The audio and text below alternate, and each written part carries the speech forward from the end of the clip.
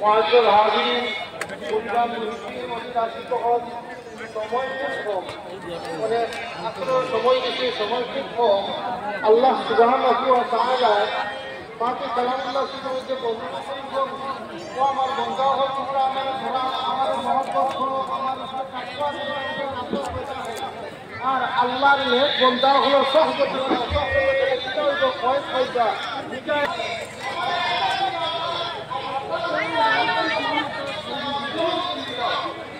ঠান্ডা লাগিয়েছে রে